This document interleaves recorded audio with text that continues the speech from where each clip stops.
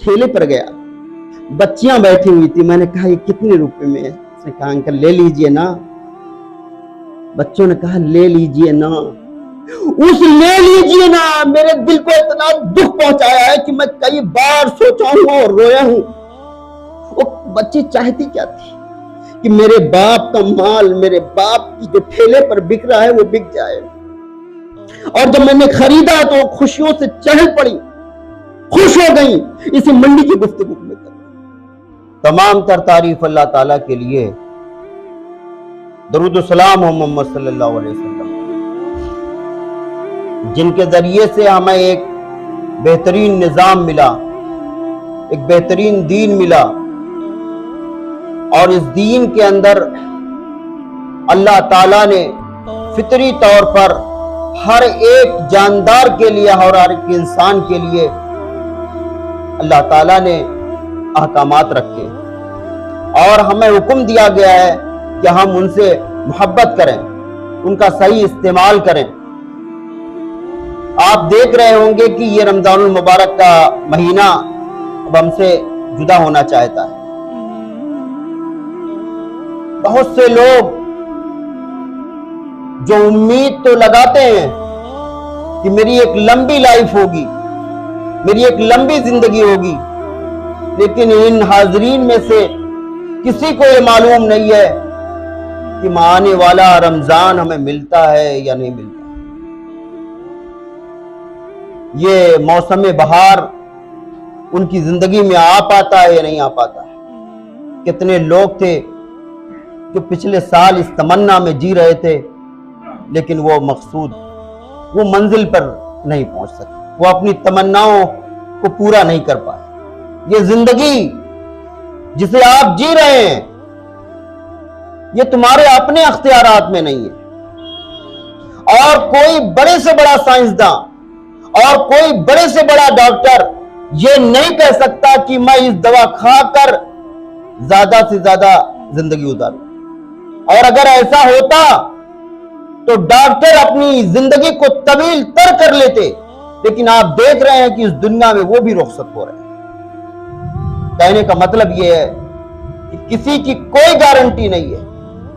जरूरत इस बात की है कि इस रमजानुल मुबारक के महीने में जो कुछ हमने पाया है, जो कुछ हमने हासिल किया है, जो कुछ हमने इबादत किया है और जो कुछ हमने तकवा हासिल किया है, उसका जायजा लिया जाए। ये रमजानुल मुबारक का महीना हम जायजा लें कि हमने किस तरीके से इबादत की है, हमने किस तरीके से कुरान पढ़ा है, हम किस तरीके से तहज्जुद की नमाजों में हम खड़े हुए हैं, हम किस तरीके से हमने अपने सदकात को दिया है, किस तरीके से हमने फितरे को दिया है, किस तरीके से हमने गुरबा और मसाकीन का ख्याल रखा है, किस तरीके से हमने अपने महल्ले और पड़ोस का ख्याल रखा है।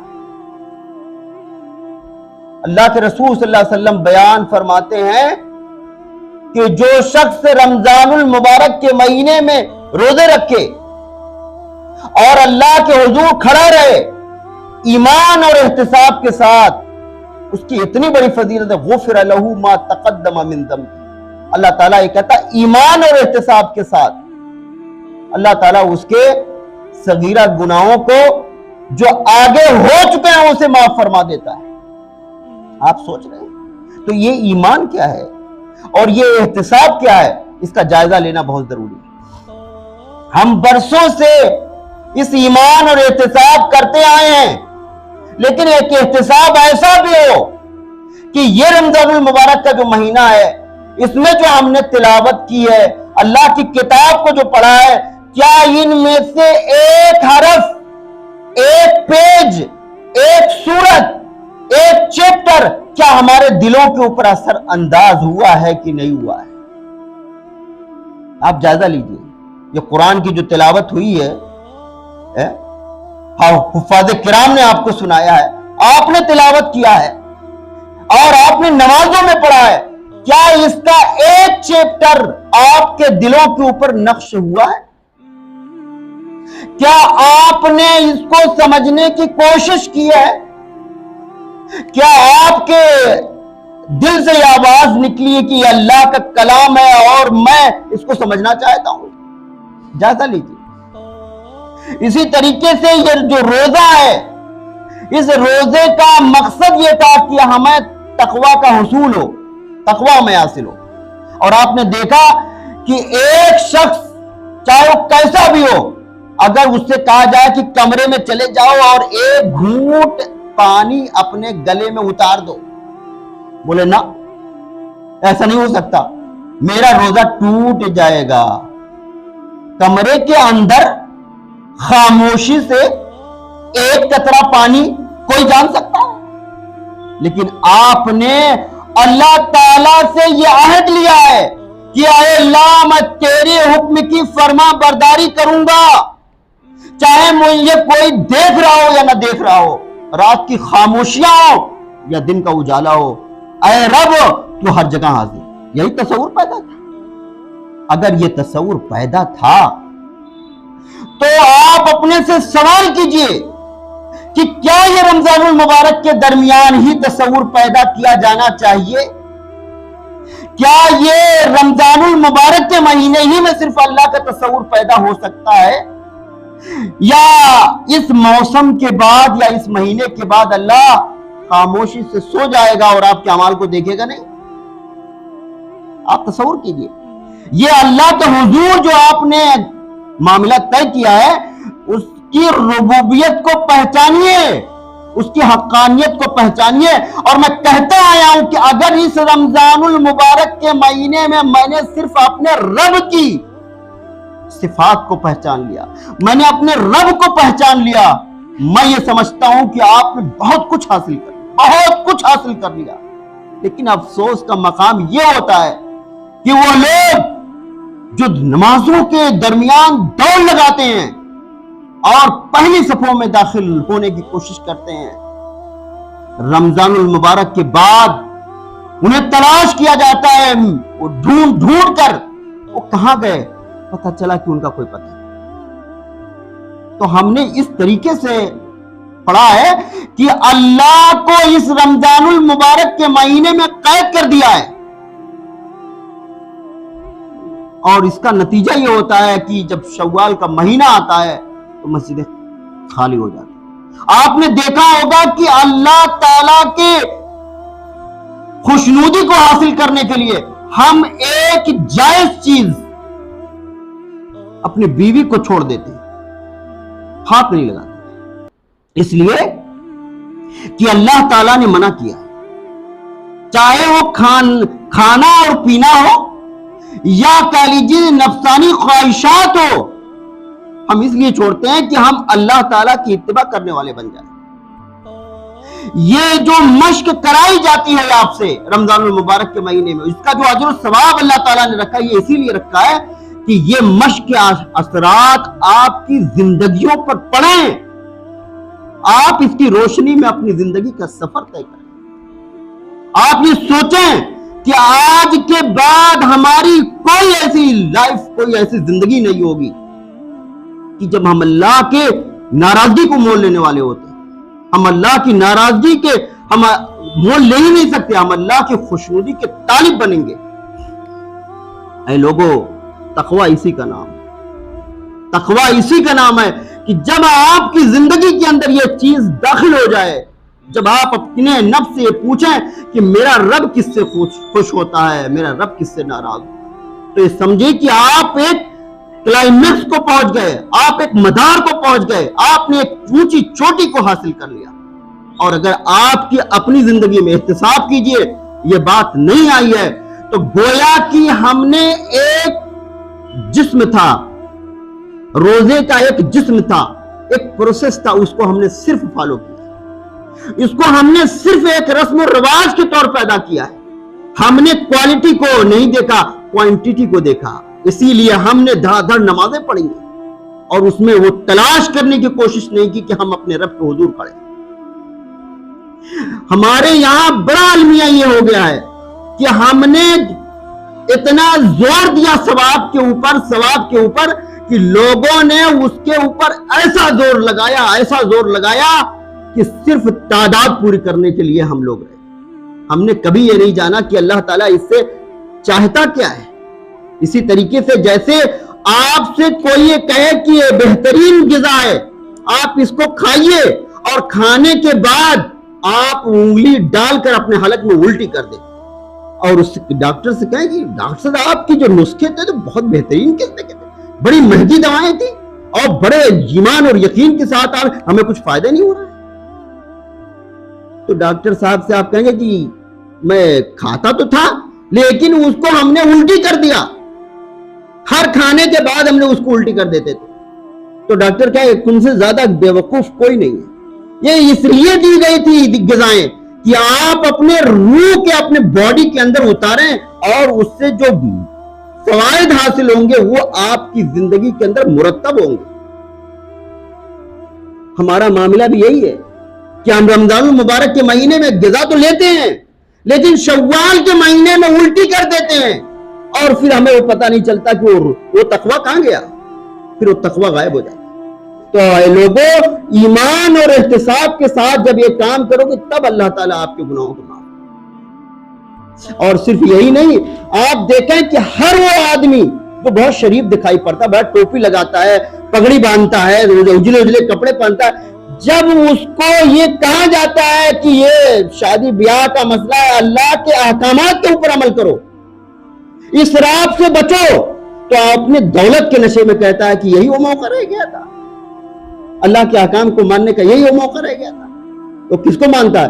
وہ کہتا ہے نہیں، اس کو سائیڈ لائن کرو، میں تو اس کو مانوں گا جو چلن عام ہے، جو رسم و رواج ہے، جو میری ریت و رواج ہے، جس میں میری خاندان کی ناک ہے۔ اور آپ دیکھ رہے ہیں امیر ترین آدمی شادی بیاہ کے موقع پر اتنا اسراف اتنا اسراف اتنا اسراف کر دیتا ہے کہ جس معاشرے میں غریب لوگ ہوں کہتا ہے کہ اے اللہ میں اپنے بیٹیوں کے ہاتھ کیسے پیلا کروں، میں اپنی بیٹیوں کو کیسے رخصت کروں گا۔ اور اس کے نتیجے میں کیا ہو رہا ہے؟ اس کے نتیجے میں ہو رہا ہے کہ بہت ساری لڑکیاں بن بیاہے بوڑھی ہو رہی ہیں۔ اس کے نتیجے میں کیا ہو رہا ہے؟ بہت ساری بچیاں دوسروں کی گودوں میں کھیل رہی ہیں، دوسروں کے ساتھ بھاگ رہی ہیں۔ ہمارے اسی تقویٰ کے معیار میں، کہ ہمارا تقویٰ کا معیار نماز میں تو موجود تھا، لیکن جب اللہ تعالیٰ کی اتباع کرنے کے لیے ہم زندگی کے اس پیراگراف کو کھولتے تو پتہ چلا وہ بلینک ہے، خالی ہے۔ پھر اسی طریقے سے دیکھیے، نماز ہم سے خوب پڑھوا لیجیے، لیکن جب ہم بزنس میں جائیں گے تو جھوٹ بولیں گے، دھوکہ دیں گے، اور کبھی حلال روزی کمانے کی کوشش نہیں کریں گے۔ اور یاد رکھیے، اللہ کے رسول صلی اللہ علیہ وسلم نے بیان فرمایا کہ اگر آپ نے حرام کھا کر دعائیں مانگی ہیں، چاہے کتنی بھی دعائیں مانگے وہ دعائیں قبول نہیں ہیں۔ رسول اکرم صلی اللہ علیہ وسلم کے سامنے ایک شخص آیا مسجد نبوی کے اندر، مسجد نبوی کا کیا مقام ہے، اور رسول اکرم صلی اللہ علیہ وسلم کا عہد کیا عہد ہے، گولڈن پیریڈ، اور اس ایک شخص بڑی دور سے چل کر آیا، اس کے کپڑے گردآلود تھے، گرد لگی ہوئی تھی، اور اس کے بالوں میں گرد لگی ہوئی تھی، اس کے جوتوں میں گرد لگی، یعنی ایک لانگ سفر، ایک لمبا سفر طے کر کے آیا۔ کیا عقیدت رہی ہوگی، کیا محبت رہی ہوگی۔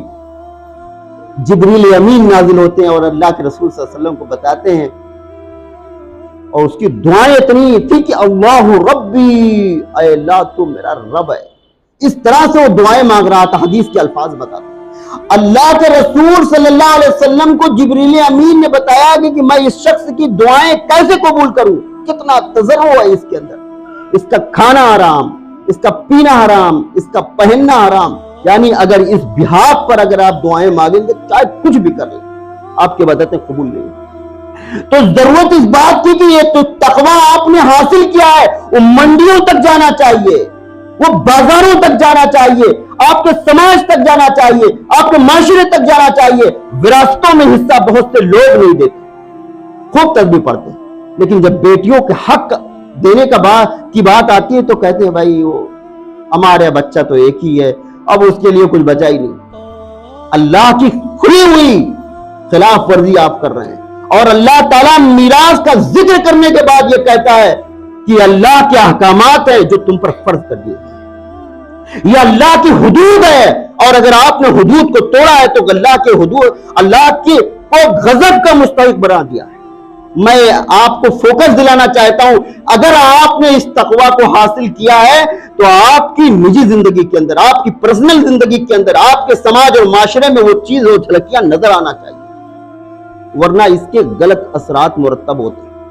اور ایک آیت کریمہ اس خطبے میں نے پڑھی ہے، اس میں اللہ تعالیٰ ایمان والوں کو مخاطب کر کے کہتا ہے، یا ایھا الذین آمنوا لا تتخذوا الذین اتخذوا دینکم ہزوا ولعبا، ان لوگوں کو اپنا دوست نہ بنائیے جنہوں نے تمہارے دین کو ہزو، کھیل اور تماشا بنا دیا۔ اور ایک دوسری جگہوں پہ اللہ تعالیٰ بیان فرماتا ہے کہ یا اہل الکتاب قل یا اہل الکتاب لا تغلوا فی دینکم، اپنے دین کے اندر غلو مت کرو، ولا تتبعوا اہواء قوم، اور کسی ایسی قوم کی پیروی نہ کرو قد ضلوا من قبل، جو اس سے پہلے گمراہ ہو چکے۔ اور اس کے بعد اللہ تعالیٰ کا تو وَأَضَلُّوا كَثِيرًا، اور بہتوں کو انہوں نے گمراہ کر دیا ہے، وَضَلُّوا عَن سَوَاءِ السَّبِيلِ، اور وہ صحیح راستے سے بھٹک گئے۔ اب جو لوگ اپنی عبادات بھارت کے درمیان کرتے ہیں، ان کا ایک موسم ہوتا ہے، جیسے اسٹیڈیم میں کھیل کا ایک موسم ہوتا ہے، IPL کا ایک موسم ہوتا ہے، موسم میں کھیل ہوا اور کھیل کے بعد کیا ہو گیا، سارے تماشا بھی اپنے اپنے گھروں کو چلے گئے، اسٹیڈیم چھوڑ دیا، سناٹا پسرا۔ اور ایسے ہی بہت سارے لوگوں نے اپنی عبادات میں بھارت کے اندر جو رہتے ہیں، انہوں نے اپنے دین کو اسی طریقے سے فالو کیا۔ ان کا ایک موسم ہوتا ہے، اور موسم میں وہ اپنا گھنٹا بجاتے ہیں، چڑھاوا چڑھاتے ہیں، اور اس کے بعد سب بھیڑ چھٹ جاتی ہے۔ اللہ کھلا ہوا ارشاد فرماتا ہے، اہل کتاب کو مخاطب کر کے کہتا ہے کہ ان کی فالو اپ نہ کرنا، ان کی طرح کا عمل نہ کرنا، ان کی طرح سے اپنے رب کو نہ ماننا، اور ہم وہی کر رہے ہیں۔ اور اللہ دوسری جگہوں پہ کہہ رہا ہے، اگر ایسا ہوا تو جس طریقے سے تم نے مجھے زندگی میں بھلایا تھا، میں بھی تجھے بھلا دوں۔ اب آپ سوچیں، آپ کس طریقے سے اللہ کی خوشنودی کے مستحق قرار پا سکتے ہیں اگر آپ نے یہ طرز عمل اختیار۔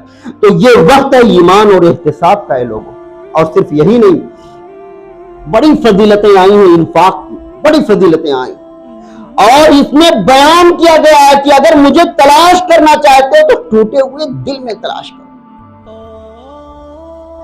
آپ نماز پڑھ رہے ہیں اور نماز پڑھنے کے بعد آپ کو کہا جاتا ہے سلام پھیرو، ادھر بھی دیکھو اور ادھر بھی دیکھو۔ نماز تو آپ کو پڑھوائی گئی، اور اس کے بعد آپ کو ایک فیلڈ ورک بھی دے دیا گیا۔ اس کی قمیص پھٹی ہوئی تھی، آپ نے اس سے پوچھا، ہم سجدہ صرف کرنا جانتے، وہ پھٹی ہوئی قمیص تھا، حال نہیں جانتا ہے میرے دوست کیا حال ہے، میں تمہیں ایسے کپڑوں میں دیکھتا ہوں۔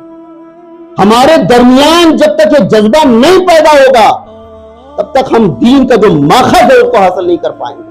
آپ دیکھیں نا کہ جہاں جہاں قرآن میں نماز کا تذکرہ کیا، اس کے فوراً بعد اللہ تعالیٰ نے زکوٰۃ کا حکم دیا۔ اور بہت سے لوگ اس دھرتی پر، اس زمین پر، اس محلے میں، اس سماج میں ایسے ہیں، 50 لوگوں کو ریڑیاں اور پٹریاں دے کر ان کی تجارت کروا سکتے ہیں، میں جانتا ہوں، لیکن ان کے پاس زکوٰۃ دینے کے لیے پیسے نہیں، وہ زکوٰۃ نہیں نکالتے۔ اور ابو بکر صدیق رضی اللہ عنہ کے زمانے میں جس شخص نے ایک اونٹ کی رسی کو دینے سے انکار کیا، ایک اونٹ کی رسی، اگر کہا کہ رسول اکرم صلی اللہ علیہ وسلم کے زمانے میں ایک اونٹ کی رسی اونٹ کے ساتھ دیتے تھے، تو رسی بھی چاہیے، اونٹ بھی چاہیے، اور اگر نہیں تو آ جائیے میدان میں۔ باقاعدہ حضرت ابو بکر صدیق رضی اللہ عنہ نے جو زکوٰۃ کا انکار کرنے والے تھے، ان کو کافر قرار دے کر کہا کہ ان کی گردنیں مار دی جائیں۔ آپ اپنے آپ کو دیکھیے، اپنے سماج میں ان ٹوپی اوڑھنے والوں کو دیکھیے کہ کتنی وہ زکوٰۃ نکالتے ہیں اللہ کی راہوں میں، اور پھر آپ دیکھتے نہیں، ہمارے یہاں معیار بن گیا ہے کہ جو سڑکوں پر گا گا کر اللہ بھیک مانگ رہا ہوتا، ہماری ساری ہمدردیاں اس سے۔ یہ کبھی نہیں ہم دیکھتے کہ وہ جو مزدور تھا اپنے محلے میں، اس کو تنخواہ ملی کہ نہیں ملی، اور آپ دیکھ رہے ہوتے ہیں اپنے سماج میں کہ کچھ بچے روزے کی حالت میں ایک ریڑیاں لے کر نکل جاتے ہیں, کچھ سامان ان کے ہوتے ہیں. اس کا مطلب کیا ہے؟ اس کا مطلب یہ ہے کہ وہ ریڑی والا جو بچہ ہے ٹوپی لگا کر, وہ آپ کے آگے ہاتھ نہیں پھیلانا چاہتا ہے. وہ یہ کہنا چاہتا ہے کہ میں سنگھرش کر رہا ہوں. اور جب آپ کبھی اس کا سودا لیتے ہیں تو اس کی خوشیوں کا ٹھکانہ نہیں ہوتا. میں ایک ٹھیلے پر گیا, بچیاں بیٹھی ہوئی تھی. میں نے کہا یہ کتنے روپے میں ہے؟ اس نے کہا انکل لے لیجئے نا. بچوں نے کہا لے لیجئے نا. اس لے لیجئے نا میرے دل کو اتنا دکھ پہنچایا ہے کہ میں کئی بار سوچا ہوں اور رویا ہوں. وہ بچی چاہتی کیا تھی کہ میرے باپ کا مال, میرے باپ کی جو ٹھیلے پر بک رہا ہے وہ بک جائے. اور جب میں نے خریدا تو خوشیوں سے چہل پڑی, خوش ہو گئی. اسی منڈی کی گفتگو میں کر رہا ہوں. تو ہم کبھی بڑے بڑے مال کی شاپنگ کرتے ہیں, کبھی گلی میں بیچنے والے ان چھوٹے بچوں کو کبھی نہیں دیکھتے. کبھی غور کیجئے, آپ کے محلے میں, آپ کے پڑوس میں ایسے لوگ بھی موجود ہیں جن کے پاس اتنے پیسے نہیں ہوتے ہیں کہ وہ منڈیوں میں ٹھیلے خرید سکیں, منڈیوں میں دکانیں خرید سکیں. انہیں جب نہیں ملتا ہے تو کونے میں کھڑے ہو کر ٹھیلوں پہ اپنے سودے اور سلفے بیچتے. میں نے ایک گڑیا کو دیکھا کہ وہ مسجد کے کنارے اپنے سودے سلفے تھوڑے تھوڑے پورے کر کے بیچا کرتی تھی, کبھی دھنیا کبھی مرچا. میں نے جب اس سے حقیقت پوچھی تو کہا بیٹا میں بیوہ ہوں, میرے پاس اتنے پیسے نہیں ہیں کہ میں منڈیوں میں ٹھیلا لے سکوں. میں کسی کے آگے ہاتھ نہیں پھیلانا چاہتی ہوں. میں اسی زمین پہ بیچ کر کچھ پیسے اکٹھے ہوتے ہیں, میں اس کو لے کے چلے جاتا ہوں. آپ سوچ سکتے ہیں. تو ہماری ہمدردیاں صرف ان فقیروں سے ہوتی ہیں جو چمٹ کر مانگتے ہیں. محلے میں, سماج میں رہنے والے وہ افراد جو اچانک نمودار ہو جاتے ہیں ٹھیلوں پر لے کر, جو کونے میں کھڑے ہو جاتے ہیں. میں نے کتنے لوگوں کو ایسے دیکھا کہ چھوٹی چھوٹی پیکٹوں میں نقاب ڈالے عورتیں اپنے ٹھیلوں پہ کھڑی ہیں. کبھی ہماری نگاہ ان پر بھی ہونے چاہیے, ہماری ہمدردیاں ان کے ساتھ بھی ہونی چاہیے. جب اس طرح کا مزاج بنے گا اے لوگوں, تو تمہاری قوم کو کوئی پسپا نہیں کر سکتا, تمہاری قوم کے حوصلوں کو کوئی توڑ نہیں سکتا. تمہارے اندر یہ مزاج پیدا ہونا چاہیے, تمہارے اندر یہ ہمدردیاں پیدا ہونا چاہیے. یہ رمضان المبارک کا مہینہ وہ ہمدردیوں کا مہینہ ہے. وہ احساس دلانا چاہتا ہے کہ تم ان کی ضرورتوں کو کیسے پورا کرو. ہے لوگوں, اس مزاج کے ساتھ اگر ہم نے اور آپ نے روزہ رکھا ہوگا تو یقیناً ہمارا روزہ قبول ہوگا. اللہ تعالیٰ سے دعا ہے اللہ تعالیٰ اس مزاج کے ساتھ ہمیں روزہ رکھنے اور اپنے زکوٰۃ اور انفاق کرنے کی ہمیں توفیق عطا فرمائے.